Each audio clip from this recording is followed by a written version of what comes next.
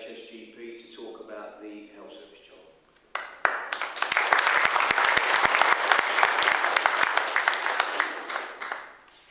Thank you very much. I'll just explain who I am to begin with, then I'll spend a bit of time talking about the individual impact of the cuts on my patients, and then I'll end my talk looking at what I see as being happening to the NHS for the last 20 years.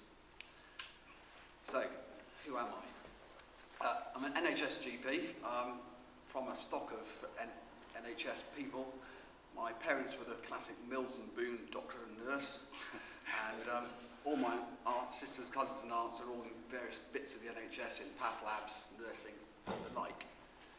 My ancestry, my father's side is in the Lancashire cotton mills, and mother's side is in Derbyshire mining. My great-grandfather was killed in a mining accident. So while I'm now solidly middle class, I do have some working class roots which I remember. So that's who I am. So what's happening? Joseph Stalin said one person's death is a tragedy, a million deaths is a statistic. Well, in my daily work, I see the daily individual tragedies. I'll give you some examples, anonymised so you won't work out who they are, but enough to just give you a flavour of the suffering. So, what's been going on since 2008? Well, up until 2008, I regularly had people sent to me by job centres to actively encouraging me to sign them off sick, and that went on for about 15 years. I'd send people to them thinking, I think this person probably might benefit from some work, it might do them good, and they'd come back, no, sign them off, because it got them off the unemployment statistics, which was the game at the time. It's all changed now. The bankers have caused this enormous black hole, and rather than the bankers paying for it with Robin Hood taxes or any cut on their bonuses, all the blame has been put on the poor by a major sleight of hand, which we seem to have swallowed. So the poor are paying the price of the bankers' failures. So I meet the poor every day. Dorset has a reputation of being a kind of rich county, but bits of Weymouth aren't rich. We're in the bottom quintile, the fifth bottom bit of Dorset, of England. We have genuine poverty, as do other seaside towns. So, example, job seekers allowance. I've got a 55-year-old man. He worked all his life, he's paid his taxes all his life, he's worked in all sorts of care homes. He's partially disabled, he's got a bit of his arm missing, he's born without a radius, that bit of the arm, so he's got a short arm. But he's always managed to work until 55, when he, not surprisingly, he wears out quicker than the rest of us. And he lost his job, was sacked, and went on to try and get job seekers allowance. True, and you can see that at 100 yards. That was deemed to be him sabotaging the work effort, so he was sanctioned, lost his benefits, came to me in desperation. I wrote letters to the job seekers pointing out this is absolutely appalling, but sadly the local job centres have no discretion now. It's all done in local offices in Chippenham, so there's no point in, you can't talk to a human being. So this person is sanctioned for weeks and weeks, and he has no money. He eventually gets down to his last £3, just enough for food. He can't afford the rent. He's now threatened with eviction. So that's this point. He's so depressed because he's about to starve that I can now legitimately sign him off as being depressed and sick, so he at least gets some money. This is the practical result of sanctions. ATOS. I see the results of ATOS every day, if not twice a day. Their medicals have attracted national fame, but they're truly evil. I have a 50-year-old patient with quite severe angina, cramp, pain in the heart. If she walked quickly from that door to here, she'd have pain. She can walk slowly, but again, she goes to an ATOS medical. Because she can turn the door handles and press a buzzer, she's fit for work. It's ridiculous. We're fortunate having the help of the Citizens Advice Bureau in our practice to help her appeal. And of those who appeal, 40% overturn it, and in Oxford, where Mind have been helping people with mental health issues appeal, 98% of them will win. So it just shows how appallingly bad ATOS have been. So day after day, I'm faced with people who are coming in suffering from the results of the cuts. They come in saying, I'm tired, I'm depressed, I can't sleep. Dig a little deeper, work out they're pretty desperate, suicidal sometimes. The knee-jerk reaction is prescriptions for antidepressants. However, if you dig a little deeper, you ask, well, why are you depressed? What's pushed you over the edge? Why is your relationship fallen down? And then you find out why. It's because they've been hit by the bedroom tax. They've been hit by bonga loans, and they can't afford to put food on the table. They've been hit by the change to personal independence payments, where half the people on disability living allowance will lose their benefits. These are long-term disabled. So, we're at the sharp end now. It's causing absolute misery.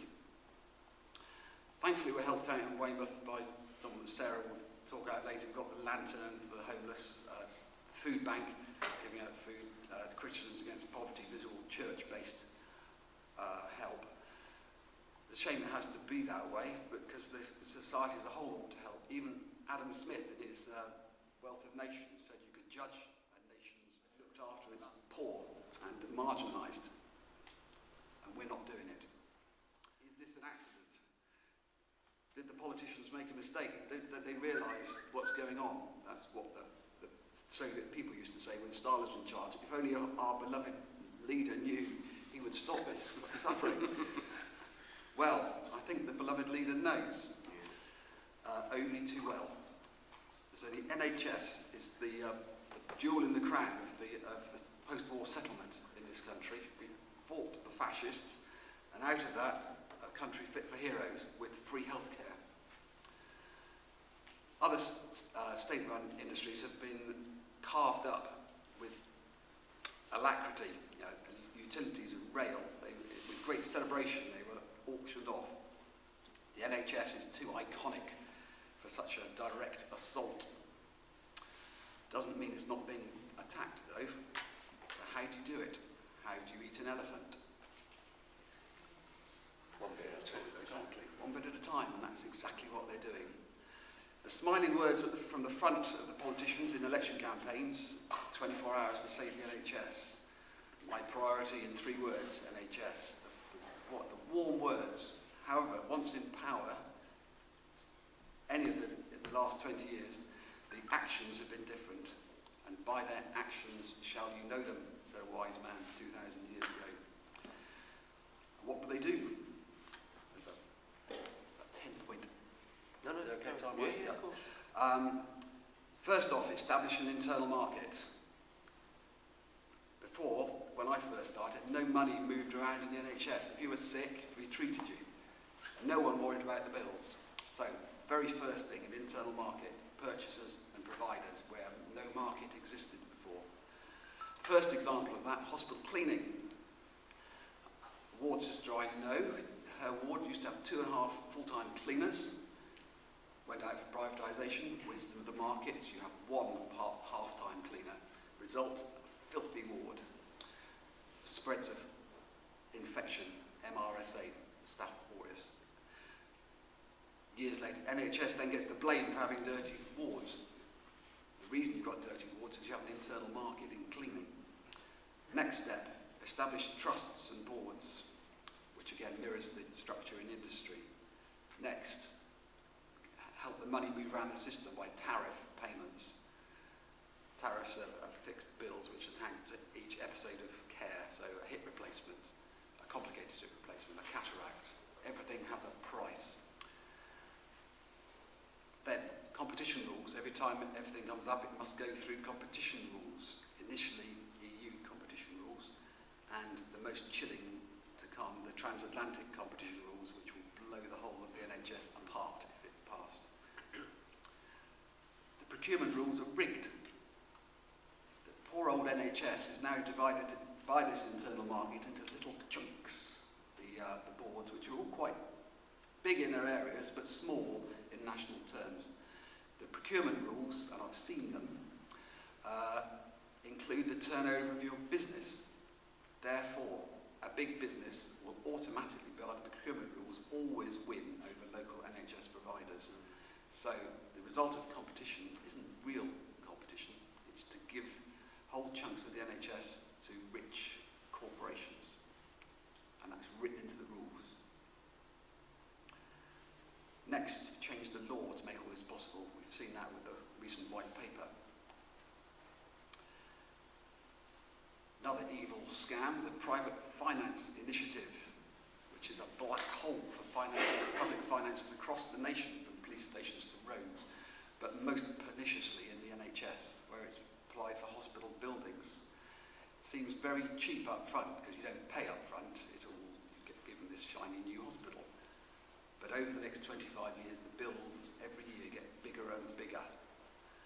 Like a black hole, it sucks out the money of the lifeblood of the NHS in its local area and destroys it. And the only way that any NHS hospital can survive is by sucking money from every other NHS institution within 60 miles and shutting them to feed the beast of the PFI deal.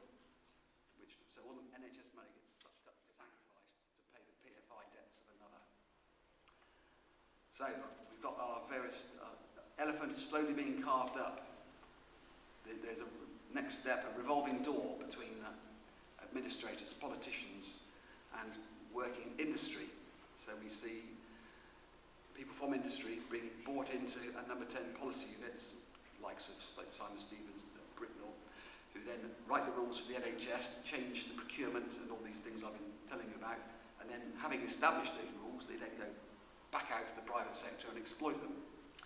And even more amazingly, then get brought back into the NHS to run it, in the case of Simon Stevens. So a wolf now runs the health service.